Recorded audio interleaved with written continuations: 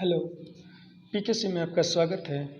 अभी हम typhoid disease के बारे में चर्चा करने आ रहे हैं और आप सबके बीच ये स्क्रीन पर दिखा रहे हैं कि ये टाइफाइड बीमारी की किस तरह से फैलता है, क्या इसका डेफिनेशन है, किस तरह से इसका ट्रांसमिशन होता है, कैसे इसका ट्रीटमेंट होता है, उसके बारे में।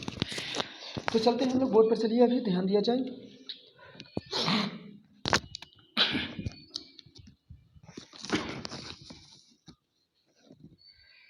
तो टाइफाइड डिजीज और फीवर, इसके बारे में चर्चा करते हैं। Typhoid is a bacterial infection that can lead into a high fever, diarrhoea and vomiting.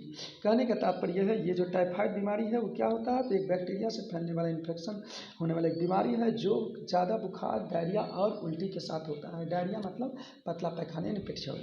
दूसरा इसका पॉइंट है, इट कैन बी फेटल, यह जो है घातक हो सकता है। कौन? डायरिया मतलब टाइफाइड। अगला पॉइंट है, it is cause by the bacteria salmonella typhi, या बैक्टीरिया साल्मोनेला टिफी के द्वारा होने वाला एक प्रकार का बीमारी है। ओके, तो इस तरह से बैक्टीरिया साल्मोनेला के द्वारा, बैक्टीरिया यानी साल्मोनेला जो टिफी है उसके द्वारा होने वाला बीमारी है। आगे चलते हैं। Salmonella typhi is a gram negative, कैसा होता है? ग्राम निगेटिव होता है, रॉड शेप के जैसा होता है, फ्लैजिलेटेड बैक्टीरियम होगा। इसके पास फ्लैजिला होता है जिसके कारण यह जो है मूव कर सकता है एक जगह से दूसरी जगह। अच्छा, हुज ओनली रिजर्वायर का मतलब हुआ, अच्छा, इज द ह्यूमन बॉडी, केवल यह मानव में ही रिजर्व होता रहता है, बाकी बात दूसरे जगह क्या होता है, डिस्ट्रॉय हो जाता है। ओके, चलते हैं फिर अगले पॉइंट पर।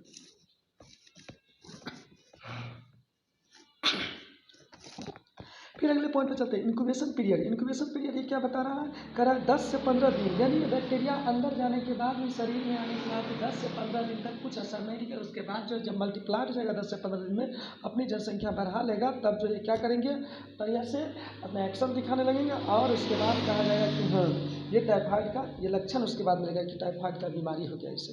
ट्रांसमिशन पर चलिए, ट्रांसमिशन में क्या बता रहे हैं, कैसे फैलता है वो होता है ट्रांसमिशन। कह स्प्रेड, यानी बता रहे हैं कि spread through food and drinking water that are contaminated with infected faecal matter, यानी spread through food and drinking water, यानी पीने वाला पानी और भोजन जो यूज करते हैं या भोजन का जो प्रयोग करते हैं तो उस पर क्या होता है, ये स्प्रेड मतलब फैला रहता है, तो उससे ये फैलता है जनरली। और कंटामिनेटेड विथ इन्फेक्टेड फीकल, जो ग्रसित व्यक्ति है उनका जो टॉयलेट है उनसे ये साल्मोनेला जो बैक्टीरिया है उड़ करके या हवा में तैर करके किसी भी तरह जो है सो भोजन पर या फूड पर आ जाते हैं, जिसके कारण ये बढ़िया व्यक्ति को भी यूज करने में क्या होता है, बीमार से ग्रसित हो जाते हैं। तो ये हुआ कंटामिनेटेड। अच्छा, वो फीकल का मतलब होता है टॉयलेट, पतला टॉयलेट हुआ, मतलब फीकल मतलब पैखाना होता है टॉयलेट।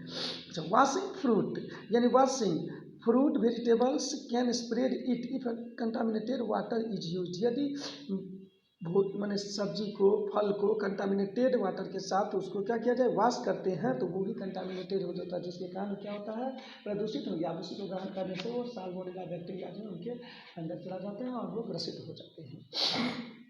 अगला पॉइंट चलते हैं जरा, it can spread through flies, यह जो है मक्खियों से ज़्यादातर फैलने वाला बीमारी है। मक्खी मच्छर दोनों, लेकिन मक्खी से ज़्यादा फैलता है।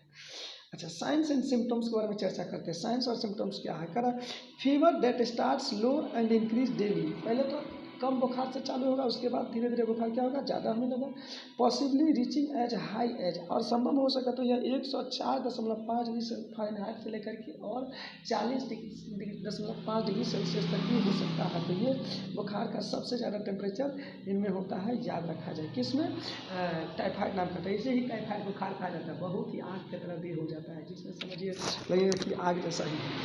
अगला पॉइंट पे चलते हैं, हेडेक। इसमें हेडेक हो जाएगा, हेडेक का मतलब सर दर्द होने लगता है।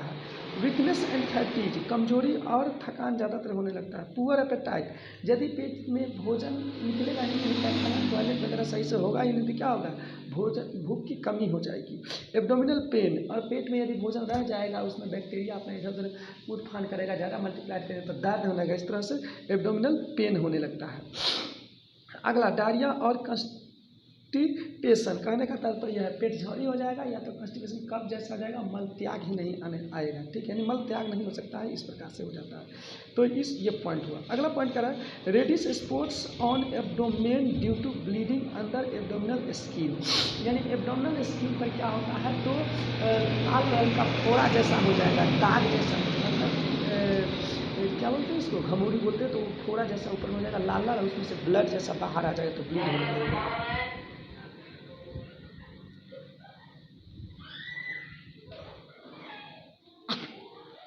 अगला point, reddish spots and abdomen due to, यही हुआ।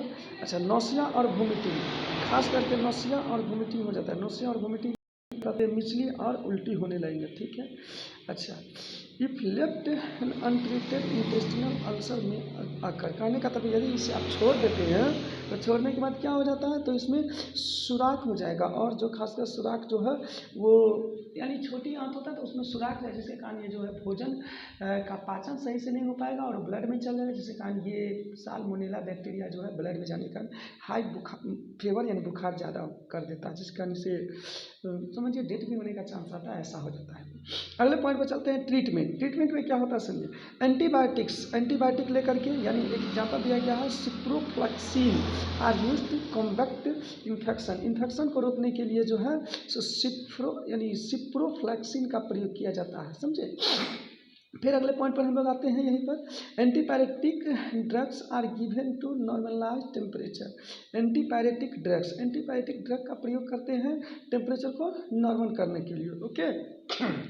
अगले पॉइंट पे चलते हैं, complete bed rest to advise. इनको जो है बेड रेस्ट ज़्यादा दिया जाना चाहिए। एडवाइस मैंने सलाह देते हैं कि इसे आप रेस्ट ज़्यादा कीजिए, जिसके कारण जो है बुखार जाड़ या कमजोरी वगैरह जो है ना हो, या हो लेकिन उससे कमजोरी होता है ज़्यादा चलने फिरने से, ये कमजोरी कम हो। अगले पॉइंट चलते हैं, प्रिवेंशन मतलब हुआ पहले तो ट्रीटमेंट हुआ था, ट्रीटमेंट में इलाज करेंगे, प्रिवेंशन रोकथाम।